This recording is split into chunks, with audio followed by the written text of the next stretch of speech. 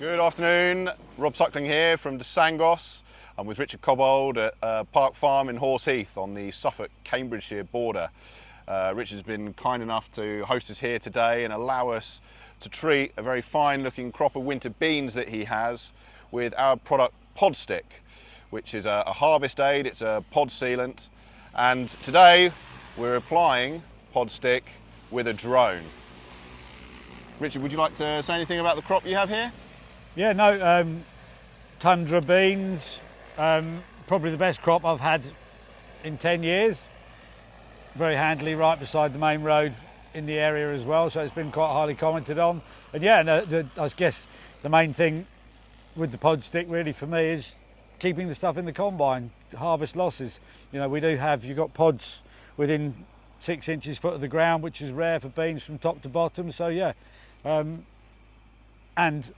having it put on with the drone as well, you've got nothing going through the crop itself, and then we've seen some very good sort of responses with, you know, getting the product right down to the ground. So yeah, no, very interesting. Absolutely. One of the problems when it comes to harvesting beans is shatter of the pod on the combine knife, and the beans can bounce off the header and onto the ground. So not only does that cause lost yield, but it's also the cause of volunteers in the next crop as well. So the use of Pod-Stik as a harvest aid can help on both those accounts. So what we've done today is looked at different application techniques using the drone. So we're treating 4 hectares altogether. The first hectare we have applied Pod-Stik at 1 litre a hectare in 100 litres of water, and we selected a droplet size of 350 microns, which is a relatively large droplet. When we're making the application, we're actually targeting the seam of the pod, because of course this is where the pod opens up and it splits and you can lose the beans. So we want to get good coverage along that seam. I was quite impressed with the coverage that we were getting with the droplet size at 350 microns, but we wanted to see if we could even improve on that further.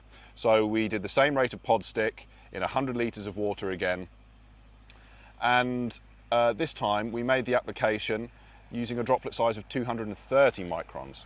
So much smaller, much better coverage.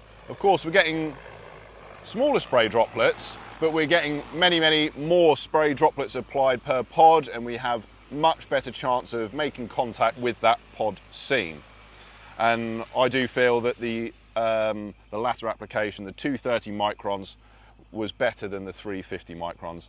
And we're just having a look now, playing around with forward speeds and reducing water volume, just to see how that influences the application technique.